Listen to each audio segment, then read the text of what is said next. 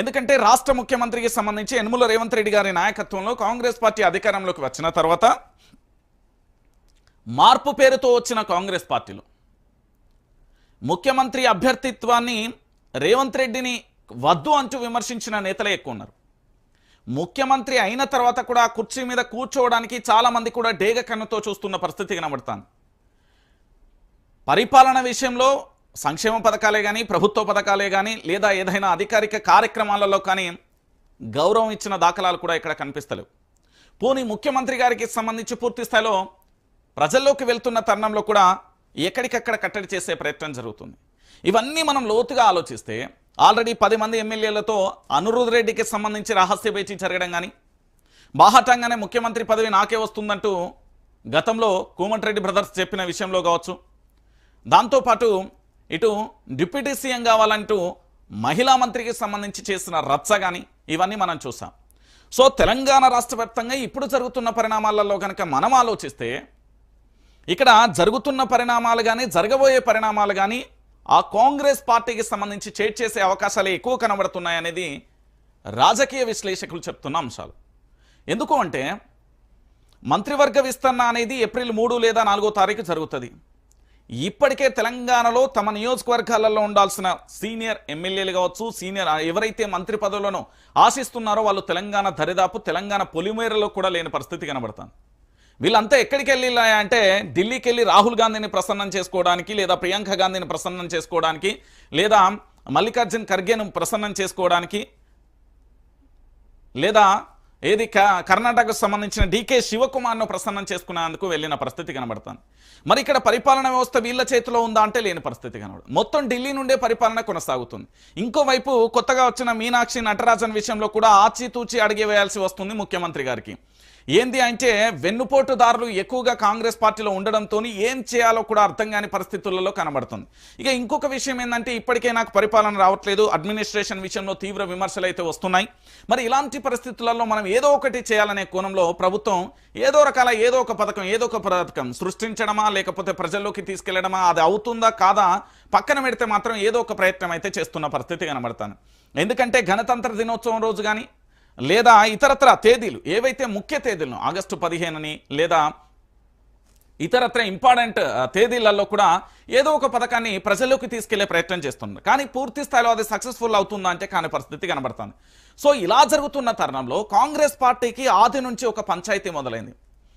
Congress party సముద్రం, అందులో ఎవరైనా స్వేచ్ఛగా మాట్లాడచ్చు, ఎవరు ఏది మాట్లాడినా చెల్లుతుంది. అది మనం చెప్పిన మాట కాదు, ఆ పార్టీకి సంబంధించిన నేతలే. సో ఇప్పుడు ఆ కల్లోలో ఎంత దూరం వెళ్తుంది అనేది కూడా మనం వేచి చూడాలి. సో మొత్తానికి ఈరోజు మాత్రం రాష్ట్ర ముఖ్యమంత్రి యనమల రేవంత్ రెడ్డి గారు రాష్ట్ర గవర్నర్తో భేటీ అవుతారు. మధ్యాహ్నం 12 గంటలకు భేటీ అయిన తర్వాత రాష్ట్ర మంత్రివర్గానికి సంబంధించి ఏప్రిల్ 3 లేదా 4వ తారీఖున తేదీన పూర్తి స్థాయిలో మంత్రివర్గ విస్తరణ ఉండే అవకాశాలు ఉంటుంది. ఇప్పటికే 6 మంత్రి పదవుల కోసం 36 మంది పోటీ పడుతున్న తరుణంలో కాంగ్రెస్ పార్టీలో జరగబోయే అంతర్గత రాజకీయ అనిశ్చితి ఏ విధంగా ఉంటుందో మనం కూడా వేచి చూడాలి. ఇప్పటికే నా దగ్గర ఉన్న సమాచారం ప్రకారం 4 ఎమ్మెల్యేలు పూర్తి స్థాయిలో కూడా నాకు గనక మంత్రి పదవి ఇవ్వకపోతే పార్టీకి రాజీనామా చేయడం పక్కా అంటూ కూడా సవాల్ కూడా విసిరిల్లట. ఎందుకంటే ఆది నుండి కష్టపడ్డది నేను, జిల్లాలో పూర్వ వైభవం తీసుకొచ్చింది నేను, పార్టీ మారకుండా ఉన్నది నేను, నాకు ఎన్ని అవకాశాలు వచ్చినా ఈ పార్టీని నమ్ముకొని ఉన్నానంటూ 4 మంత్రులు పూర్తి స్థాయిలో కూడా బాహాటంగానే ఆ సవాల్ విసిరిల్లట. ఆ సవాల్ ఏ మేరకు కార్యాచరణ అవుతుంది అనేది కూడా మనం చూడాలి. ఇక ఈ పంచాయతీ ఇట్లు ఉంటే ఇంకో పంచాయతీ కూడా ఉన్నది, మనందరికీ తెలిసిన విషయమే.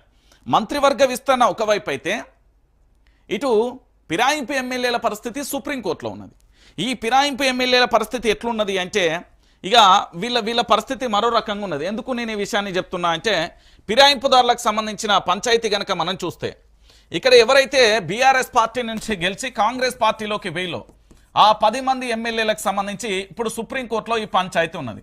సో సుప్రీంకోర్టుకు సంబంధించి పూర్తి స్థాయిలో ఈ పంచాయతీ కొనసాగుతున్న తరుణంలో ఏం చేయాలో అర్థం కాని అనిశ్చితి రాష్ట్ర ముఖ్యమంత్రిలో మొన్న జరిగిన అసెంబ్లీకి సంబంధించిన సమావేశాలలో చాలా స్పష్టంగా క్లియర్గా క్లారిటీగా కనబడింది. ఎందుకు అంటే ఒకవైపు అంతర్గత రాజకీయ అనిశ్చితిని ఎదుర్కోవాలి, ఇంకోవైపు ఇతర పార్టీల నుండి వచ్చిన ఎమ్మెల్యేలను కాపాడుకోవాల్సిన పరిస్థితి ఉంటుంది. ఒకవేళ కాపాడుకోలేకపోతే పార్టీ యొక్క పరువు బసారు పాలైపోయే పరిస్థితి ఉంటుంది. ఇంకా ఎవరైనా పార్టీ మారేందుకు సిద్ధంగా ఉన్నా కూడా రాని పరిస్థితి కనబడుతుంది. తన కూటమిలోని వ్యక్తులు ఇతర పార్టీలోకి వెళ్ళిన ఆశ్చర్యం ఉండదనే భావన కూడా వచ్చిన పరిస్థితి కనబడుతుంది. అయితే ఈ 10 మంది ఎమ్మెల్యేలకు సంబంధించి సుప్రీంకోర్టులో ఉన్న ఈ పంచాయతీ కాస్త అది చర్చనీయాంశంగా మారింది. ఎలాగూ ఇక్కడ ఉన్న 7గురు పూర్తి స్థాయిలో బీఆర్ఎస్ పార్టీలోకి రావడానికి పంచాయతీ మొదలు పెట్టి ఇంకో మరో 3 మాత్రం ఉప ఎన్నికలకు సై అంటే సైకి ఏమీ చేయలేని పరిస్థితి కనబడుతుంది. ఎట్లాగూ రాష్ట్ర ముఖ్యమంత్రిగా పనిచేసిన కల్వకుంట్ల చంద్రశేఖరరావు గారు ఇచ్చిన అవకాశాన్ని దుర్వినియోగం చేస్తూ అక్కడ మోసం చేసి నేను కాంగ్రెస్ పార్టీలోకి వచ్చిన నా వారసత్వం కోసం అనేది ఆ ఎమ్మెల్యేనే బాహాటంగా చెప్పిన విషయం మీ అందరికీ తెలిసిన విషయమే. ఇక ఇంకొక ఆయన ఏమీ చేయలేని పరిస్థితి ఉంది. కేవలం కుట్రలు కుతంత్రాలు మాయాజాలాలతో మాత్రమే, ఎందుకంటే తాను చేసిన అవినీతి ఆ స్థాయిలో ఉన్నది కాబట్టి నేను అధికార పార్టీలో లేకపోతే నాకు ఇబ్బంది అయిపోతుందని ఇంకొక ఆయనే. ఇక ఇంకొక ఆయననేమో నేను చెప్పిందే వేదం అంటూ కూడా ఇంకో ఆయన ఉన్న పరిస్థితి కనబడుతుంది. సో 3 ఎమ్మెల్యేలు ఒకవైపు, 7గురు ఎమ్మెల్యేలు ఒకవైపు, మొత్తం 10 మంది ఎమ్మెల్యేలది సుప్రీంకోర్టులో పంచాయతీ. సో దీన్ని గనక మంత్రివర్గ విస్తరణ తర్వాత ఈ తీర్పు గనక వ్యతిరేకంగా వచ్చిందనుకో మరొకసారి రాజకీయంగా కాంగ్రెస్ పార్టీ ఖేల్ ఖతం దుకాన్ బాంద్ అంటారు కదా, ఆ భాషలో అయిపోతుంది. ఎందుకంటే తమ పార్టీలో ఉన్న అంతర్గత విభేదాలను సద్దుమనగాలి, అందరితో కలిసికట్టుగా నడిచేందుకు ప్రయత్నం చేయాలి. ఇప్పుడు మంత్రివర్గంలో సంబంధించి మంత్రి పదవులు రాకపోతే అసమ్మతి ఎమ్మెల్యేలు భారీగా పెరిగే అవకాశం ఉంది.